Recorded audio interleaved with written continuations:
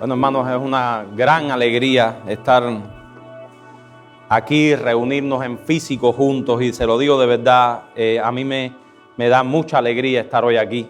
Hay un refrán popular que dice que uno no valora lo que tiene hasta que lo pierde.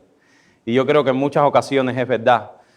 Uno no valora cosas que tiene hasta que ya no están. Y cuando durante este mes no hemos podido reunirnos, uno realmente, yo espero que en ustedes les haya pasado lo mismo, anhelen con ese mismo anhelo y fervor la reunión del pueblo de Dios. Y yo esta semana decía, Señor, mira que tú eres sabio, porque tú ideaste este asunto de reunirnos juntos y uno no sabe la importancia de esto hasta que uno no tiene esa bendición. Esa bendición. Yo creo que de verdad la iglesia del Señor tiene mucho que aprender durante este tiempo de tribulaciones. Seguimos entonces con nuestra serie de Judas y espero que hayan ustedes venido con el mismo entusiasmo a estudiar Judas.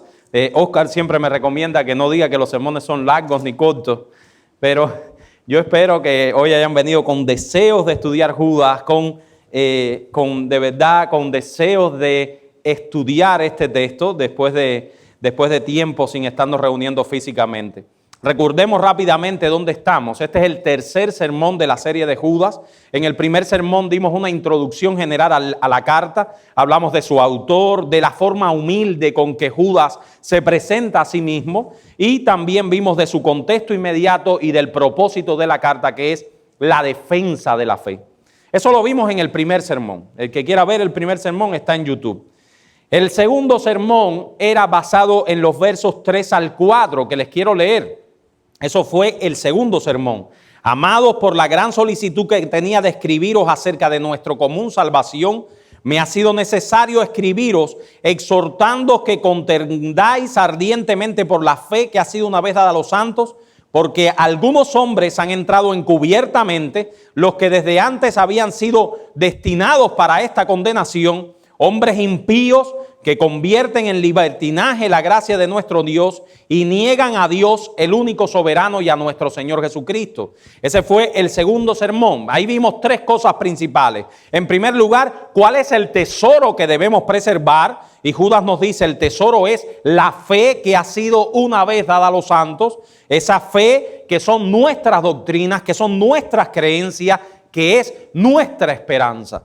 En segundo lugar, la forma en que debemos preservar el tesoro que nos fue dado. Y Judas dice sin tapujo, ustedes preserven sus doctrinas luchando por ellas, contendiendo por ellas. Y en tercer lugar, la razón para esa exhortación, y es que en la iglesia, la iglesia es un blanco para falsos maestros que vienen a corromperla y a tratar de destruirla.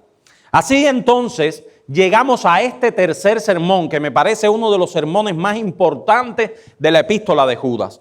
Este sermón yo lo quiero introducir de esta manera y vamos a hacerlo de una manera un poco abrupta. Primero, abramos nuestra carta de Judas, que es la penúltima libro del Nuevo Testamento. Solamente Judas tiene un solo capítulo, por lo tanto nada más que tenemos que mencionar los versículos. Y abramos Judas en los versículos del 5 hasta el 7. Que es lo que vamos a estar tratando hoy. Ya estando ahí todos juntos, Judas, versículos 5 al 7, les hago esta introducción antes de leer el texto. La memoria es una facultad cognitiva extremadamente importante para el ser humano. De hecho, el Alzheimer, para decirlo en español, es la pérdida de la memoria. Es una enfermedad extremadamente devastadora. Les tengo que confesar que por estos tiempos estamos viviendo en mi familia y yo de manera personal por la lejanía una gran tristeza, y es que uno de mis familiares está pasando por esa enfermedad del Alzheimer. Y sé también que algunos de ustedes están pasando también por sus mayores con esa condición en casa. Uno puede ver que cuando una persona pierde la capacidad cognitiva de la memoria, pierde una parte esencial de la vida.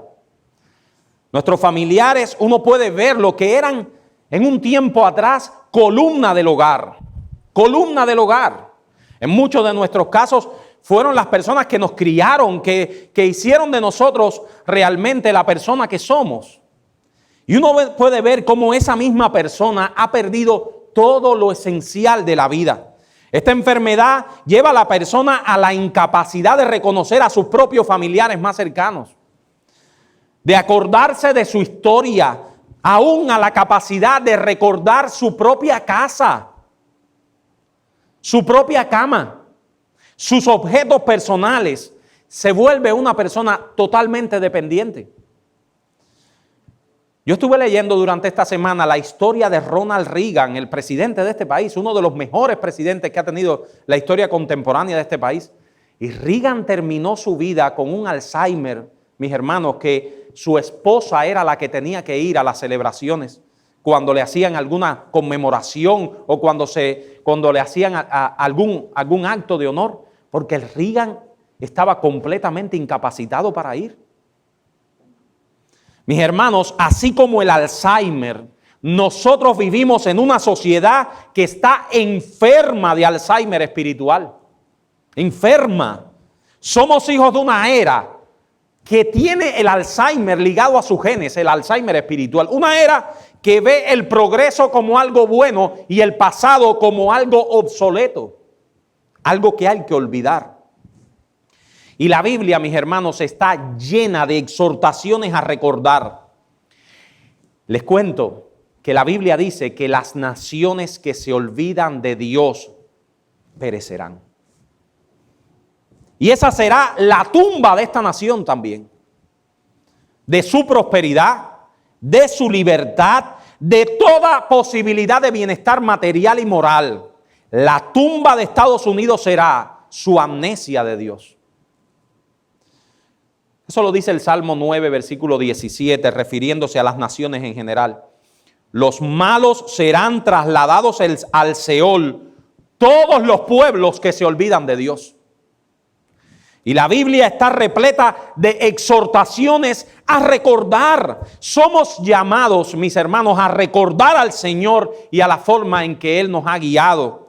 En Deuteronomio capítulo 8, versículo 2, es un texto sumamente intenso. Y dícele el Señor a su pueblo: y te acordarás de todo el camino por donde te ha traído Jehová tu Dios estos 40 años en el desierto. No lo olvidarás, porque el Señor te ha traído por este tiempo para afligirte, para probarte, para saber lo que habla tu corazón, si habías de guardar o no sus mandamientos. Y en particular, a los cristianos se nos ordena a recordar al Señor y su muerte en la Santa Cena, por ejemplo. La Cena del Señor es un tratamiento contra el Alzheimer en los cristianos. Y es muy interesante. Y uno dice, Jesucristo no pudo haber simplemente mandado a que les recordemos. No pudo haber simplemente dicho, acuérdense de mi muerte. No, mis hermanos, el Señor puso una ordenanza donde nosotros tenemos vino que olemos, que degustamos, que saboreamos, y tenemos pan que partimos y que degustamos. ¿Para qué? Para hacer el tratamiento más eficiente, que no se olviden de la sangre y del cuerpo de Jesucristo.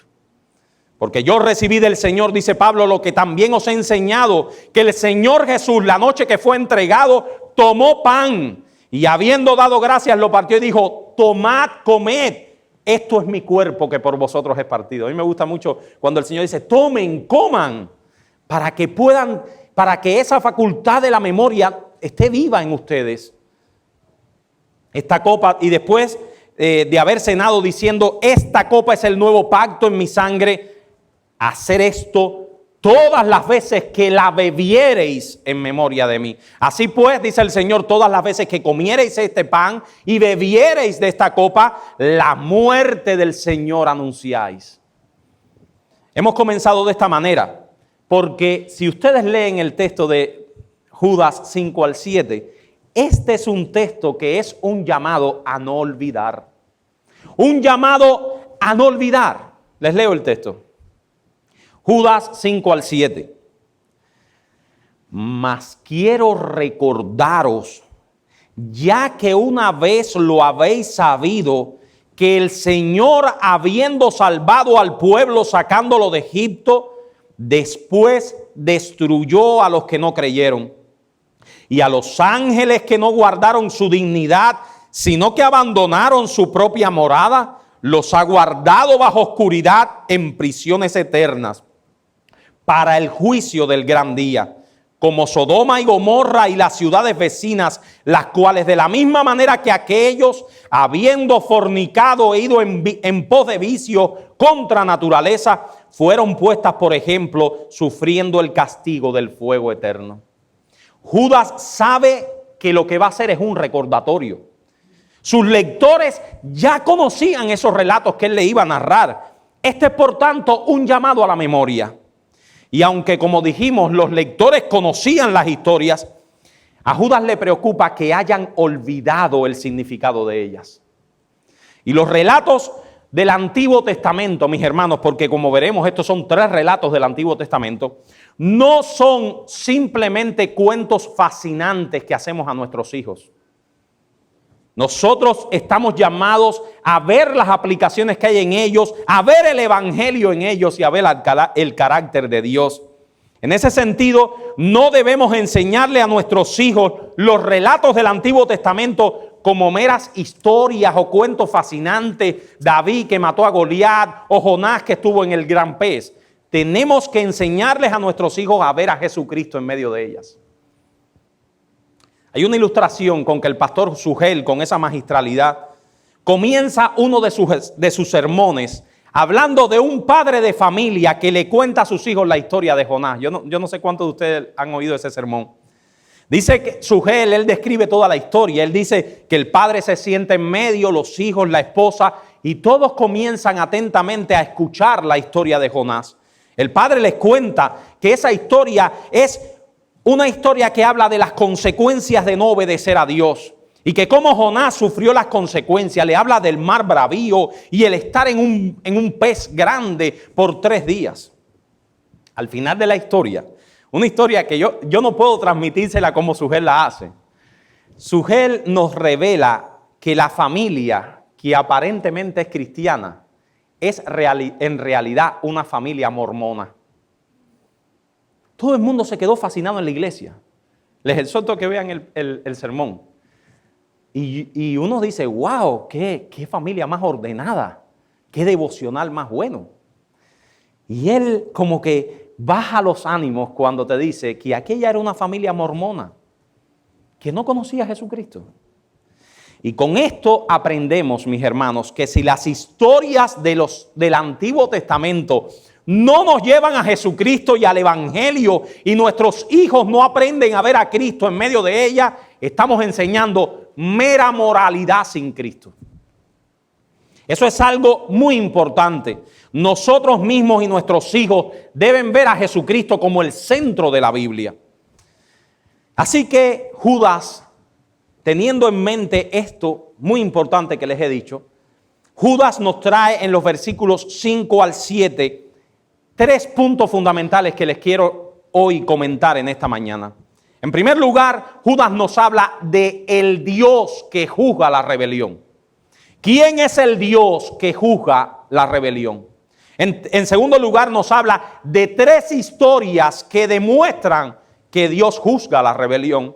Y en último lugar, nos habla de algunas aplicaciones que tenemos que tener en cuenta detrás de estas palabras. Yo no tengo ningún problema en leerles nuevamente Judas 5 al 7 para que vean estos puntos en ellos. Mas quiero recordaros, ya que una vez lo habéis sabido, que el Señor, habiendo salvado al pueblo sacándolo de Egipto, después destruyó a los que no creyeron. Esa es la primera historia. Segunda historia, y a los ángeles que no guardaron su dignidad, sino que abandonaron su propia morada, los ha guardado bajo oscuridad en prisiones eternas para el juicio del gran día. Esa es la segunda historia. Tercera historia, como Sodoma y Gomorra y las ciudades vecinas, de la misma manera que aquellos, habiendo fornicado e ido en pos de vicios contra naturaleza, fueron puestas por ejemplo, sufriendo el castigo del fuego eterno. Sin más, mis hermanos, veamos en primer lugar el Dios que juzga la rebelión. Hoy en la iglesia contemporánea, y sé que entre nosotros hay visitas, se habla muy poco de este tema.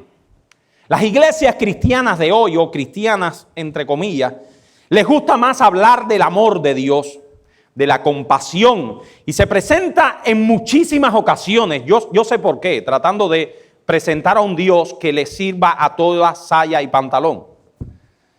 Se maneja de manera distorsionada y profana el amor de Dios. Un Dios que no importa lo que tú hagas, de todas formas Él te quiere igual. ¿Cuánto no hemos oído eso? Un Dios que los pecadores se burlan de Él y Él se mantiene como si nada ocurriera. Un Dios que no te juzga por lo que haces. Que no importa lo que tú hagas, Él no te juzga, Él no se mete en tu vida. Él lo único que quiere es amarte. Obviamente, mis hermanos, ese no es el Dios de la Biblia. A ese Dios le pueden llamar Baal o el Dios o el nombre que ustedes quieran, pero ese no es el Dios de la Biblia. Ese es un ídolo hecho a la conveniencia por aquellos llamados círculos cristianos. El Dios de la Biblia, nos dice Judas, es el Dios que juzga y castiga la rebelión.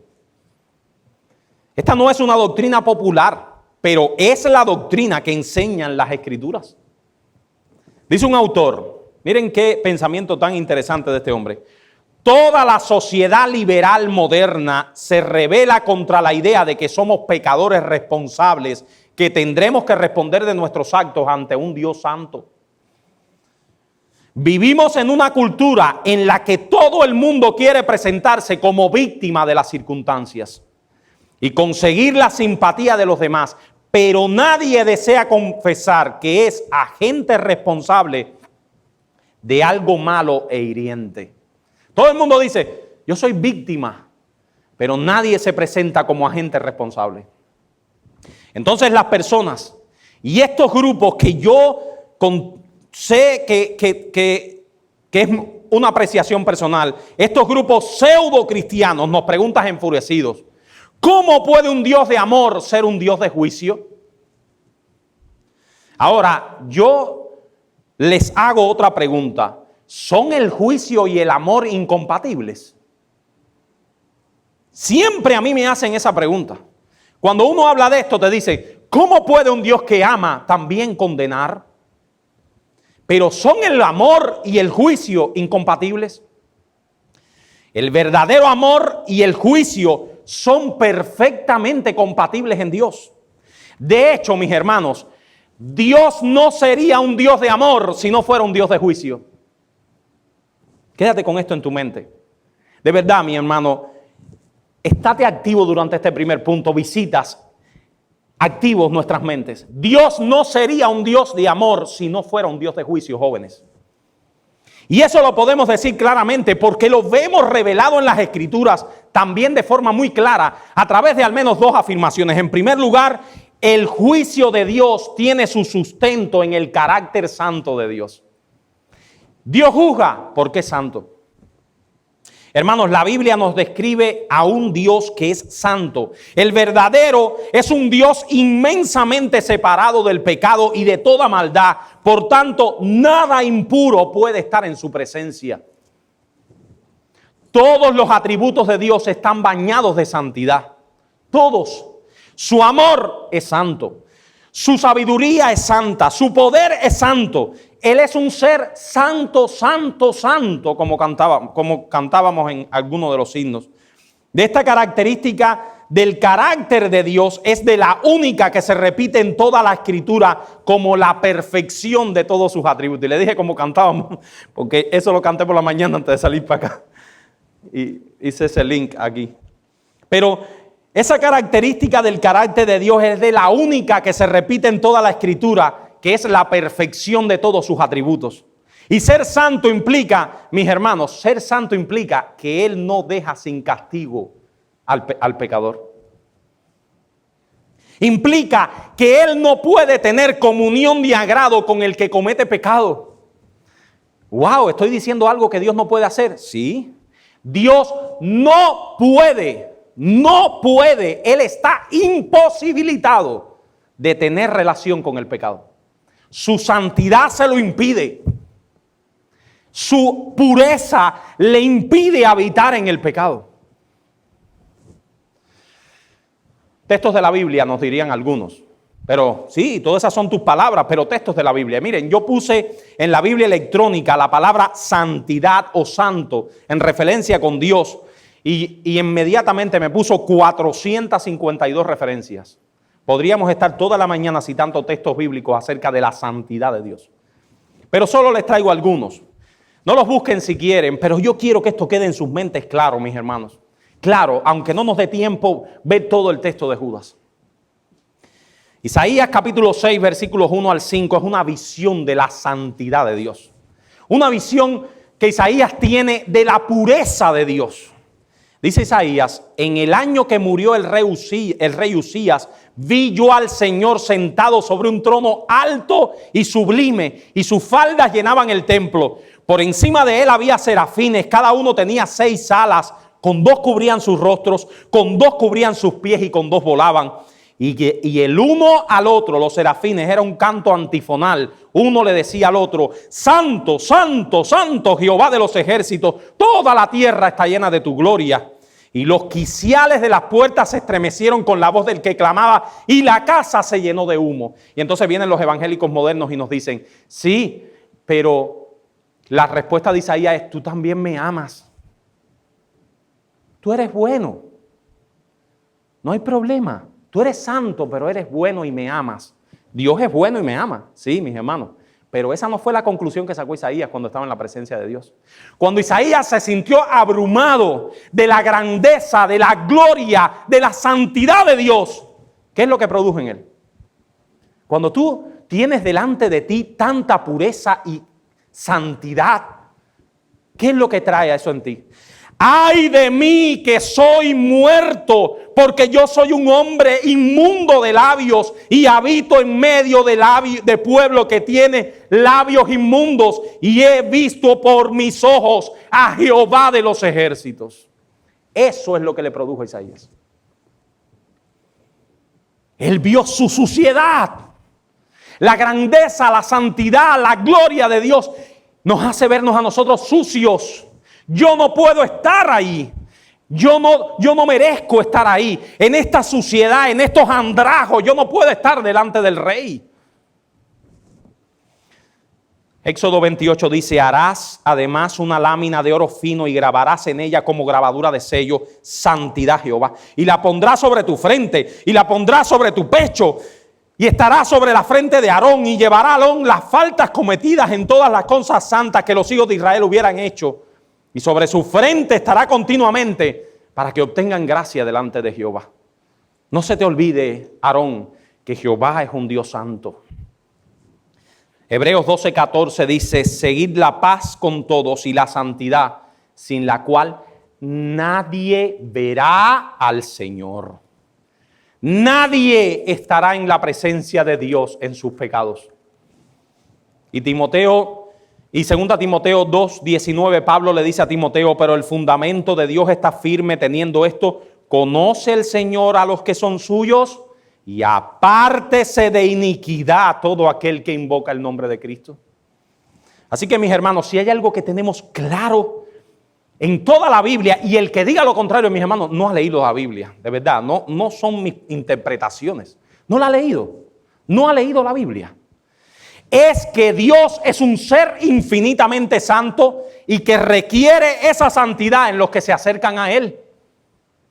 Eso es clarísimo en la Biblia. Por tanto, ¿podrá alguien limpiarse y purificarse a sí mismo lo suficiente como para hacer acto en su presencia? ¿Cuánto esfuerzo tengo que hacer yo para poder estar suficientemente limpio como para estar en la presencia de Dios? Salmo 24, 3 al 5 dice, ¿quién subirá al monte de Jehová? ¿Y quién estará en su lugar santo? El limpio de manos y puro de corazón, el que no ha elevado su alma a cosas vanas ni jurado con engaño, él recibirá bendición de Jehová y justicia del Dios de salvación. Y ahora les hago un examen público. ¿Quién de los que está aquí puede decir yo? O sea, ¿Quién subirá al monte de Jehová? Yo. ¿Quién estará en su lugar santo? Yo. El limpio de manos y puro de corazón, como yo. El que no ha elevado su alma a cosas vanas. ¿Quién mejor que yo? Ni jurado con engaño. Ese soy yo. Él recibirá bendición de Jehová y justicia del Dios de salvación. Yo. ¿Quién puede decir eso? ¿Hay alguien aquí? ¿Hay alguien aquí que pueda decir que sus manos son completamente limpias y su corazón es puro? ¿Hay alguien aquí que pueda decir, soy yo? Entonces, mis hermanos, mis amigos, todos tenemos que estar de acuerdo en una idea. Nadie podrá estar delante de la presencia de Dios, porque nadie es lo suficientemente limpio como para poder estar allí. Todos nosotros tenemos que repetir junto a Isaías: ay de mí que soy muerto, porque han visto mis ojos a Jehová. Y es en ese punto, cuando tú, mi amigo, te das cuenta que no puedes estar en la presencia de Dios porque no eres limpio. Y cuando tú te das cuenta que Dios es demasiado santo como para que tú estés cerca de Él, cuando el juicio y el amor de Dios se unen en el Evangelio. Es en ese momento cuando el juicio se une con el amor. Por eso decíamos que no puede haber un entendimiento claro del amor de Dios sin el juicio de Dios. Hermanos, el Evangelio es la buena noticia de que Jesucristo, el justo, el santo, pagó nuestra culpa por el pecado y ahora nosotros somos justos en Él. Dios no puede, mis hermanos, anular nuestra culpabilidad con un simple no importa. Dios no puede hacerlo. Él está imposibilitado. Su carácter santo se lo imposibilita. Él no puede que tú te presentes en tu jarapo y te diga, no importa muchacho, ven para acá. No puede hacerlo. Por eso es que nadie puede ir al cielo en sus pecados. Dios no puede entrar a un pecador harapiento al cielo. No lo puede hacer porque Él es santo. Él es puro y en su presencia no puede haber nadie que no sea limpio. Por eso es el énfasis del cristianismo. Ven a Jesucristo, porque en Jesucristo es que tú puedes tener la limpieza que tú necesitas para estar en la presencia de Dios. Amén. Dios no anuló nuestra culpabilidad por un simple no importa. Eso hubiese rebajado su santidad. Jesucristo pagó en nuestro lugar por nuestros pecados. Por eso es que nadie irá a la presencia de Dios sin Jesucristo. No te engañes cuando el Papa dice que todos los caminos son iguales, que todo aquel que cree en cualquier cosa es mentira, está engañando. Nadie puede ir al cielo sin Jesucristo. Porque es Cristo el que en Él nosotros somos justificados y declarados justos en su Hijo. Y Dios sigue odiando al pecado y sigue declarando culpable a todo pecador. El asunto es que Jesucristo fue odiado por nuestra causa. Que Jesucristo sufrió nuestra condenación. Así que el juicio de Dios y el amor de Dios se unen perfectamente en el Evangelio. Hermanos, yo les pido que busquemos Romanos capítulo 5, versículos 6 al 11.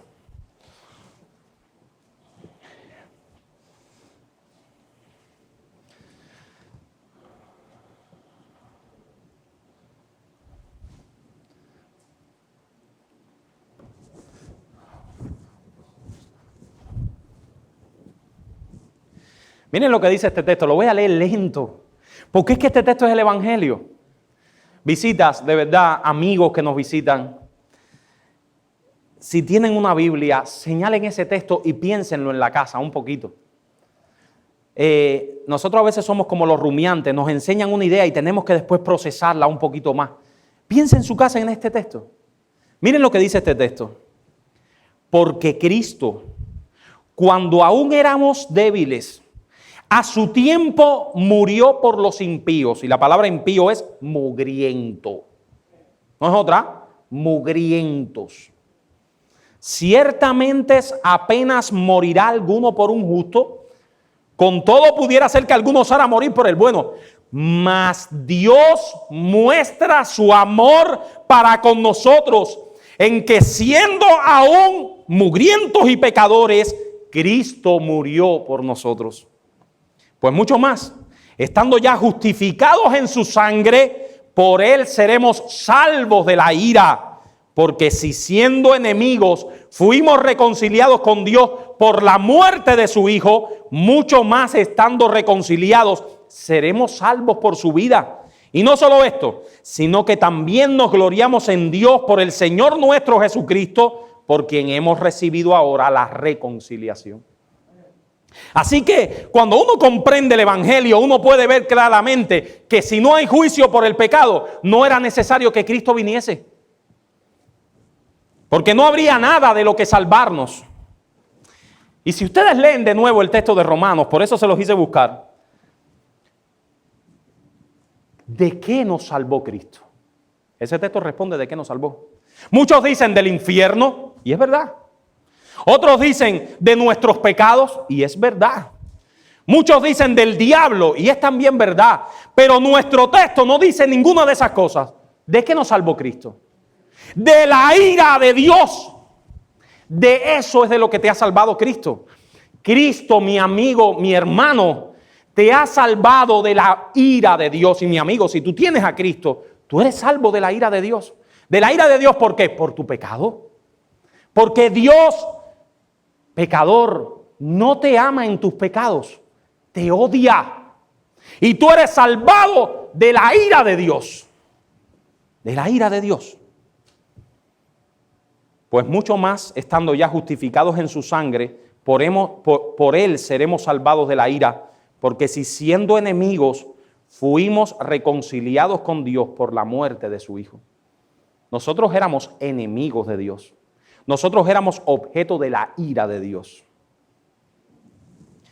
Teniendo entonces en mente la realidad del juicio de Dios, la realidad del castigo de Dios por nuestra rebeldía, Judas nos recuerda 3 historias del Antiguo Testamento y esto nos lleva a nuestro segundo punto. 3 ejemplos que demuestran el juicio de Dios. Judas lo hace en forma de una analogía. ¿Qué cosa es una analogía? Una analogía es una comparación de una situación con otra que ya se ha vivido para sacar enseñanza. Por ejemplo, cuando tú estás en medio de una situación en tu casa y tú dices, ya esto lo viví, o yo viví una situación semejante en el pasado, o algún vecino mío ya vivió esto, y tú buscas aplicaciones de allá y las traes para acá, eso es una analogía. Judas quiere que nosotros buscamos historias en el pasado para sacar conclusiones en el presente. La primera analogía es particularmente la analogía que más me gusta, y es la rebelión de los hijos de Israel en el desierto. Miren lo que dice Judas. Mas quiero recordaros, ya que una vez lo habéis sabido, que el Señor, habiendo salvado al pueblo sacándolo de Egipto, después destruyó a los que no creyeron. Judas nos recuerda el juicio de Dios en el relato del Éxodo como recordatorio. Yo espero que la mayoría de los que estamos acá hayamos leído Éxodo capítulo 1 al 15. Éxodo 1 al 15 pone delante de nosotros la grandeza, el amor y el juicio de Dios, todos juntos. Porque Éxodo del 1 al 15 nos narra a nosotros todas las maravillas a través de las plagas, toda la grandeza que Dios demostró con aquel pueblo para liberarlo de Egipto, sacarlo en el desierto, abrir el mar rojo, sustentarlos durante todo el paso del desierto. De eso nos estamos hablando. En los capítulos 1 al 15 de Éxodo, el pueblo de Israel contempló la mano poderosa de Dios, librándolo de la esclavitud de Egipto. ¿Qué mayor acto de liberación se podría esperar? La dirección de Dios había guiado al pueblo a salvo a través del desierto hasta las mismas puertas de la tierra prometida. ¿Qué mayor prueba de su providencia, de su gobierno? Y entonces, realmente Judas, teniendo en cuenta Éxodo 1 al 15, él está pensando en Números 13 al 14. en la misma frontera de la tierra prometida. El texto dice, ya que una vez lo había sabido, que el Señor, habiendo salvado al pueblo sacándolo de Egipto, Éxodo 1 al 15, después destruyó a los que no creyeron. Él está pensando más bien en el pueblo antes de la entrada a la tierra prometida. En la misma frontera de la tierra prometida, y tengo que narrárselo por amor a nuestras visitas, en la misma frontera de la tierra prometida, Moisés manda espías a la tierra prometida, ¿verdad? Él manda 2 espías, ¿verdad? Él manda 2 espías a que fueran a la tierra prometida y vieran qué tal estaba la cosa allí, para poder invadirla y tomarla a Canaán, para que inspeccionaran la tierra antes de emprender la invasión final. Esa era la tierra que Dios les había prometido.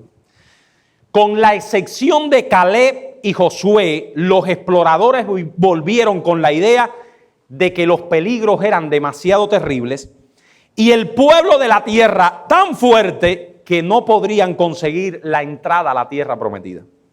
El pueblo rechazó el informe de Josué y Caleb, que eran partidarios de seguir adelante, y aceptaron el de los que insistían que estaban perdidos, que no podían hacer nada.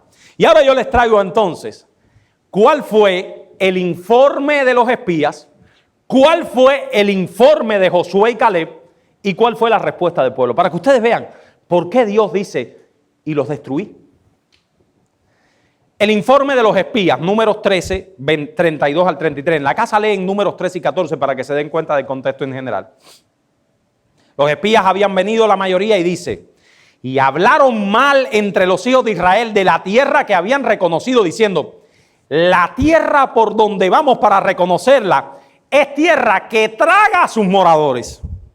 Y todo el pueblo que vimos en ella, en medio de ella, son hombres de gran estatura. Y también vimos allí gigantes, hijos de Anac, raza de los gigantes.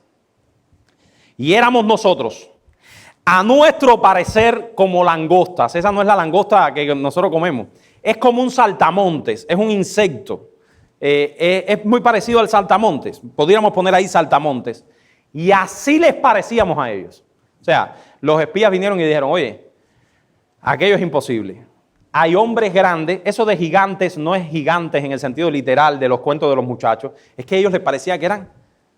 Y además de eso, nosotros somos delante de ellos como si fuéramos saltamontes. Es imposible. Josué y Caleb fueron también junto a ellos. Y miren el informe de Josué y Caleb en números 13.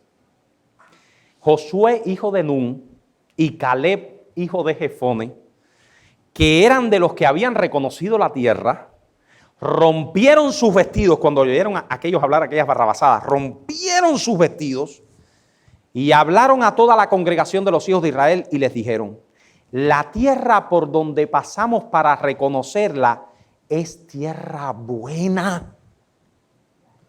Si Jehová se agradare de nosotros, Él nos dará esa tierra y nos las entregará. Tierra que fluye leche y miel.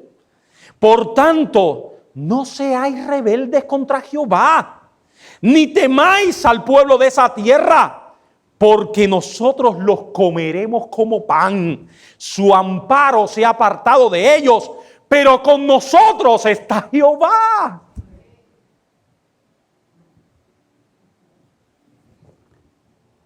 Señor, me dé a mí esta visión de Josué y Caleb. Esos son mis héroes. Que ante esas dificultades, era gente que tenía, sí, es grande la dificultad, pero conmigo está Jehová. Dios no me ha hecho pasar este desierto. Dios no me ha hecho pasar por toda esta cosa por gusto. Él no me ha traído aquí para que me maten. Con nosotros está Jehová. Pero miren la reacción del pueblo. Inmediatamente que el pueblo oyó el reporte de Josué y Caleb, toda la multitud habló de apedrearles. Entonces toda la congregación gritó y dio voces y el pueblo lloró aquella noche. Pero no lloró y se quejaron contra Moisés y contra Aarón todos los hijos de Israel. Y les dijo toda la multitud, ojalá muriéramos en la tierra de Egipto o en este desierto, ojalá muriéramos. porque nos ha traído Jehová a esta tierra para caer a espada y que nuestras mujeres y nuestros niños sean por presa. ¿No nos sería mejor volvernos a Egipto? Y decían el uno al otro, designemos un capitán y volvámonos a Egipto. Hermanos, ese es un acto claro de desobediencia, de absoluta falta de fe en Dios. Aquellos espías habían hecho pecar al pueblo al darles un informe distorsionado de la realidad. Porque mi hermano, cuando tú hablas de una realidad en la que no está Dios, distorsionas la realidad. Cuando tú hablas de una realidad donde tú no ves a Dios, estás distorsionando la realidad y haces pecar a otros. El juicio de Dios fue inminente, claro, preciso. ¿No quieren entrar a la tierra? ¿Eso es lo que ustedes quieren? ¿No quieren entrar a la tierra? No entrarán a la tierra prometida. Vagarán por el desierto hasta que mueran todos. Números 14, 29 al 31. En este desierto caerán vuestros cuerpos. Todo el número de los que fueron contados de entre vosotros de 20 años para arriba, los cuales han murmurado contra mí. Vosotros a la verdad no entraréis en la tierra, por lo cual alcé mi mano y juré que os haría habitar en ella, exceptuando a Caleb, hijo de Jefone, y a Josué, hijo de Nun, pero a vuestros niños, de los cuales dijisteis que serían por presa del desierto, yo los introduciré y ellos serán los que conocerán la tierra. Un pueblo que se olvida del Dios que les había liberado de Egipto. Un pueblo que se olvida de todas las señales y maravillas que Dios había hecho con ellos. Las plagas de Egipto, la abertura del Mar Rojo, el maná del cielo, la presencia misma de Dios en forma de nube por el día y de fuego en la noche, como si fueran párvulos, como si fueran niños chiquitos, así Dios los llevó por el desierto. A veces cuando uno lee Éxodo 1 a 15, uno dice, Señor, tú tienes a ese pueblo como si fueran pequeñitos. Así Él les llamó en alguna ocasión. Para que no se olviden que yo estoy aquí, una nube que les guiaba por el día. Una antorcha que les guiaba en la noche. ¿Tienen hambre? Maná del cielo. ¿Está el Mar Rojo? Les abro el Mar Rojo. ¿Tienen invasiones? Les libro de sus enemigos. Y este pueblo en medio ya del final de su camino, este pueblo habla estas cosas. Un pueblo cuyo corazón está muy lejos de Dios. Un pueblo que no ama a Dios ni le honra. Y eso a mí me hizo, en este largo sermón, me hizo acordarme de la historia del progreso del peregrino. Justo la última escena que se nos da en el libro.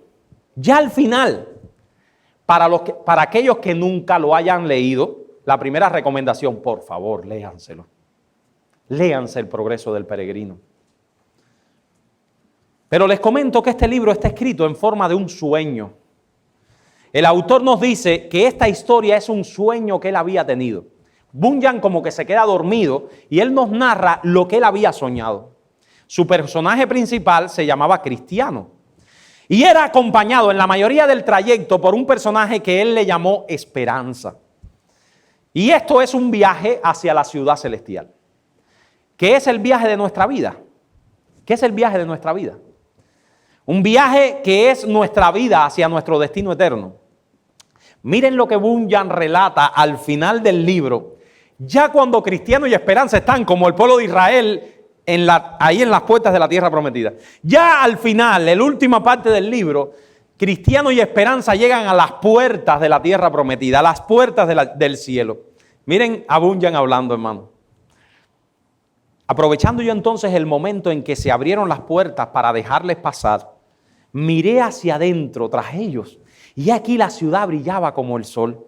Calles estaban empedradas en oro y en ellas se pasaba la muchedumbre de hombres y mujeres que tenían en su cabeza coronas y en su mano palmas y arpas de oro que cantaban alabanzas. Vi también a uno que tenía alas y que sin cesar estaba cantando: santo, santo, santo es el Señor. Y volvieron a cerrar las puertas. Y él estaba en el sueño. Y yo con mucho sentimiento me quedé fuera. Cuando mis ansias eran entrar para gozar junto a Cristiano y Esperanza las cosas que ellos estaban haciendo. Y miren lo que dice Bunyan: lástima es que mi sueño no terminase aquí. Bueno, eso hubiera sido un buen final para el libro.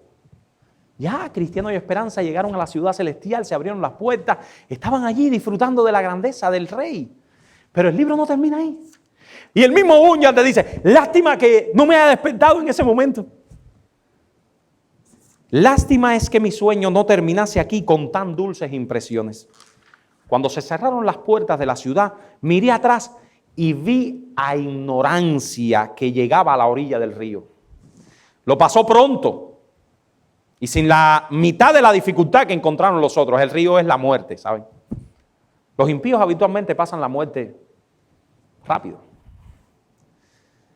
Empezó a llamar, suponiendo que se le daría entrada inmediata. Pero los que se asomaron por encima de la puerta preguntaron de dónde venía y qué era lo que quería. Él contestó: he comido y bebido en la presencia del rey, he enseñado en nuestras calles acerca de él. Entonces le pidieron su rollo para mostrárselo al rey. El rollo es la salvación. Pero habiendo registrado su seno, no lo encontró. No tenía ninguno. Dijéronle entonces: ¿no tienes ninguno? Pero el hombre no le contestó palabra. Comunicando esto al rey, mandó a los dos resplandecientes que, atados los pies y las manos, lo arrojasen fuera, y vi que lo llevaron fuera por el aire a la puerta que había visto a la falda del collado, y allí lo precipitaron. Y dice Bunyan: esto me sorprendió, pero me fue de gran enseñanza. Y así termina el libro.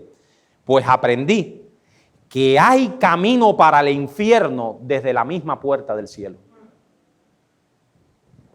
Y así termina el libro. Aprendí que hay camino para el infierno desde la misma puerta del cielo. Hermanos, nadie en este mundo va a escapar del juicio de Dios.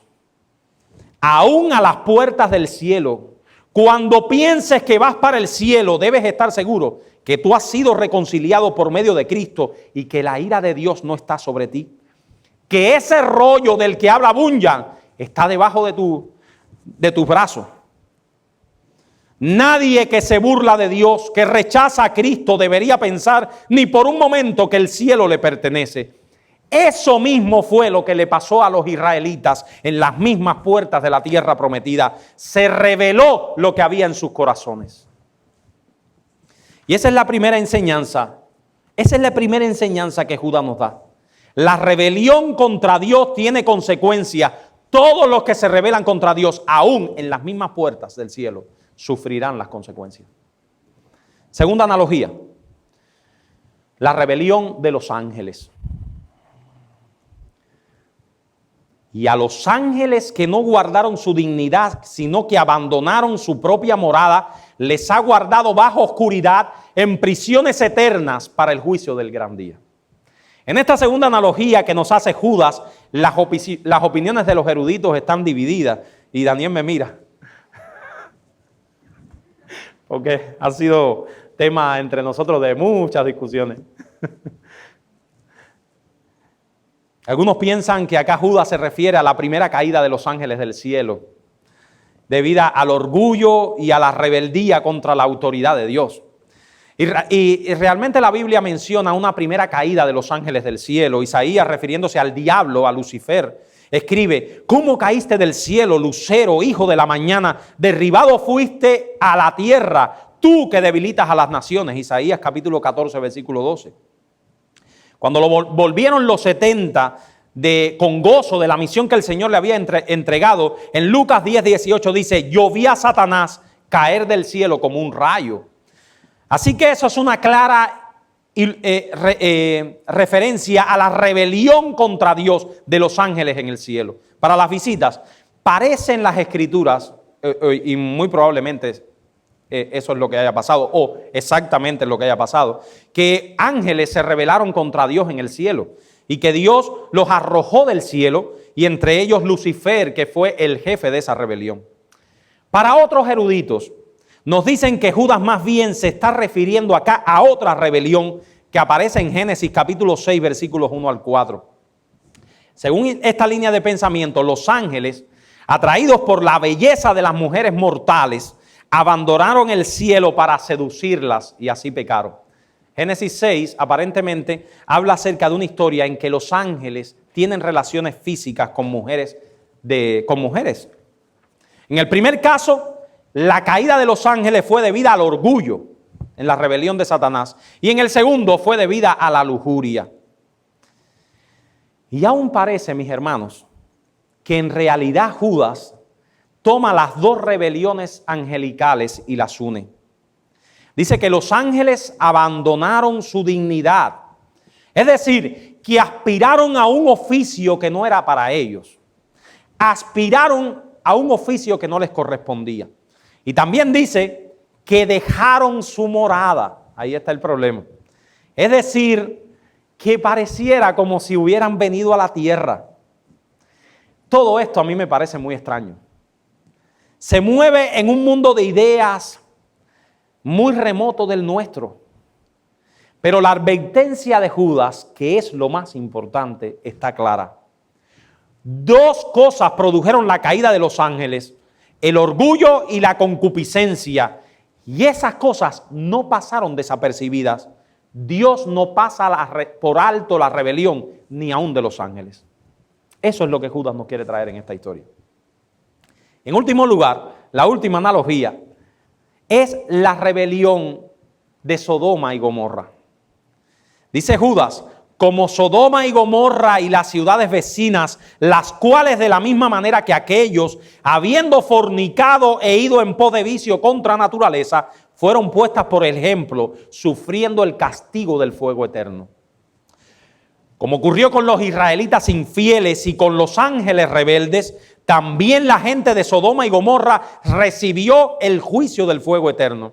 Se cuenta que en el siglo I después de Cristo, y eso lo cuentan algunos historiadores y es muy interesante, aún subía humo de las ciudades de Sodoma y Gomorra donde estaban ubicadas en el siglo I.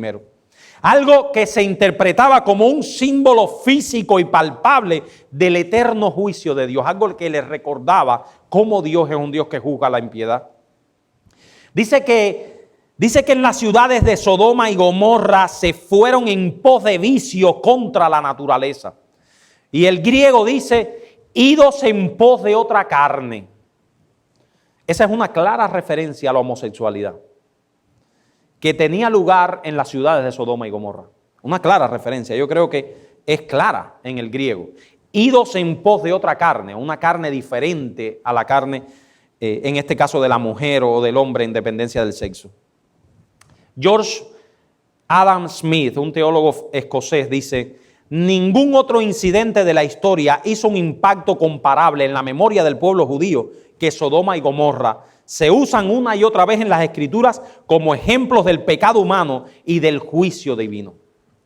Así que, mis hermanos, Judas, a través de estas tres historias, nos transmite una misma idea. Nunca la rebelión ha quedado sin juicio. Eso que dice el salmista, que él ve que los impíos prosperan y que les va bien, amigos que nos visitan. Uno ve que los impíos prosperan, que les va bien, que están viviendo en sus pecados y prosperan. Eso no se quedará sin juicio. Esa rebelión será juzgada. Porque nosotros tenemos claro ese principio en las Escrituras. Porque Dios lo dice. Nunca ninguna rebelión ha quedado sin juicio. Hermanos, estos tres versículos que nos ha correspondido exponer hoy de Judas son, sin lugar a dudas, un llamado a recordar, como les decíamos. A recordar que todos aquellos que se rebelan contra Dios están bajo el juicio de Dios. Y este es un solemne llamado a todos aquellos que viven, que hacen planes, que se burlan y que no toman en cuenta a Dios en todos sus planes. Amigo, tú estás en rebelión contra Dios y a menos que te reconcilies con Dios por medio de Jesucristo, el juicio y la espada vengadora del soberano está sobre tu cabeza. Y hoy puede parecer que no. Puedes pensar que son amenazas de la Biblia que no se cumplirán. Te sientes como el enfermo de cáncer en sus primeros estadios. Como si una bomba de tiempo no estuviera sobre ti. Tú recibirás el juicio de Dios. La ira del Altísimo está sobre tu cabeza. Por eso el libro de Judas es como el bisturí del cirujano, que penetra, que desgarra, que sangra para sanar, para traerte a Jesucristo. De hecho, yo creo que cuando una persona entiende esto, una persona que no ha conocido nunca el Evangelio, y una persona que no ha conocido, yo creo que el testimonio de todos nosotros antes de Cristo es un testimonio único que dice, yo llegué a la convicción que mis pecados me estaban destruyendo. Yo llegué a la convicción que era objeto del juicio de Dios. ¿No les parece a ustedes en su testimonio lo mismo? Tú recibirás el juicio de Dios. La ira del Altísimo está sobre tu cabeza. Por eso el libro de Judas es así, mis hermanos. Nos presenta el Evangelio desde el juicio. Cuando una persona entiende su situación y está consciente de las consecuencias de su rebeldía y del Dios contra el cual está luchando, entonces buscará el remedio glorioso del Evangelio. El que cree en el Hijo tiene vida eterna, pero el que rehúsa creer en el Hijo no verá la vida, sino que la ira de Dios está sobre él. Cree en Jesucristo, arrepiéntete de tus pecados, vive para su gloria. Esa es mi primera exhortación. La segunda exhortación es también para nosotros, los que ya hemos conocido a Jesucristo. Este es un llamado al autoexamen para aquellos que nos hemos reconciliado con Dios por medio de Jesucristo. Mi hermano, no des por sentado tu salvación. No des por sentado tu salvación. Busca las marcas de un discípulo en tu vida. Estamos hablando de temas demasiado serios. Yo no sé si ustedes se dieron cuenta en Bunyan, cuando Ignorancia estaba convencido de que le tocaba entrar a la ciudad celestial. Y yo creo que era sincero. Él estaba convencido que por un camino alternativo, que por una puerta lateral podía entrar a la ciudad celestial. No des por sentado tu salvación, mi hermano. Busca las marcas de un creyente. Síguele, obedécele, ámale, arrepiéntete y crece para su gloria. Acuérdate de que hay un camino al infierno justo a las puertas del cielo. Eso significa que muchos llegarán al final pensando que les espera el cielo y el destino será el infierno. ¿Por qué? ¿Por qué? Porque el cielo tiene una sola puerta, como les decía. No hay escondrijos, no hay escaramuzas, no hay puertas alternativas. La puerta del cielo es Jesucristo. Es Jesucristo. Él es la puerta de las ovejas. Por tanto, examínate a ti mismo. Busca las marcas de la regeneración en tu vida, las marcas de ese nuevo nacimiento, de que ya no eres del mundo. ¿Son tus pecados tu mayor preocupación? Aquí les traje algunas preguntas para examinarnos. ¿Son mis pecados mi mayor preocupación y la lucha contra ellos tu mayor empeño? ¿Es la santificación tu meta? ¿Es parecerte a Jesucristo tu mayor anhelo y estás viviendo para ello? La salvación solo se obtiene por medio de la fe en Jesucristo, pero los salvados muestran en su vida las marcas de ese encuentro con Jesús. Y en tercer y último lugar, este texto es una amonestación contra la rebelión, como les he repetido tantas veces. Pero no solo contra la rebelión externa, es también una exhortación contra la rebelión de nuestros corazones. Con tristeza vemos nuestras rebeliones. Cómo hemos pecado una y otra vez de rebelarnos contra la palabra de Dios. Y eso es algo que yo veo en mí, mis hermanos, y creo que ustedes también lo tienen dentro de ustedes. Muy frecuente. Es necesario que nos llamemos a la reflexión y veamos nuestras rebeliones internas. Mis hermanos, cuidémonos del fariseo que tenemos dentro de cada uno de nosotros, de ese orgullo pecaminoso que no nos hace aceptar las críticas, que te hace resentirte y amargarte contra aquel que viene y trae una crítica. Tú sabes, cuando uno se amarga contra alguien que trae una crítica, usted sabe lo que uno está reflejando en uno mismo, aunque no lo digas externamente. Es que tú crees que eres lo último que sacó la producción. Eso es nuestro orgullo, el fariseo que tenemos dentro de nosotros. Que aunque con nuestras bocas expresamos que sí, que somos pecadores, que somos miserables, pero no lo creemos en nuestro corazón. No creemos en nuestro corazón de que de verdad somos un trapo de inmundicia. No lo creemos. No creemos en nuestro corazón que todo lo que brilla en nosotros es Jesucristo. Todo lo que brilla en ti, mi hermano, no te pertenece a ti, a Cristo. Es la obra de Cristo en ti. Y todo lo que no brilla, eres tú. Por lo tanto, cuando alguien venga y te critique, cuando alguien venga y te haga una crítica, no te amargues, no te resientas. El orgullo no nos hace rectificar nuestro camino, pedir perdón por nuestras actitudes. Y con tristeza tengo en mi mente así ejemplos, hermanos, que el pastor se ha reunido con ellos y yo he estado presente, que el pastor ha traído textos claros de la Biblia. Yo he estado presente, déjeme decirle, porque él no era pastor en ese momento. Y hemos traído textos claros de la Biblia que uno dice, wow, lo que corresponde aquí es bajar la cabeza. Es bajar la cabeza. No es hacer más nada, es bajar la cabeza. Y he visto personas aquí que lo que hacen es huir. Que lo que hacen es, no los vemos más aquí. No los vemos más aquí. Y están por ahí resentidos con todos nosotros y hablando horrores de todos nosotros. Pero si es que no habló Joel, él lo que hizo fue citar un texto. Bueno, tendrás que quitarlo de la Biblia, pero probablemente tengas que romper toda la Biblia. Cuidémonos de nuestros corazones y de la rebeldía, que no solo es parte del mundo allá afuera, la llevamos dentro de nosotros. Que el Señor nos ayude.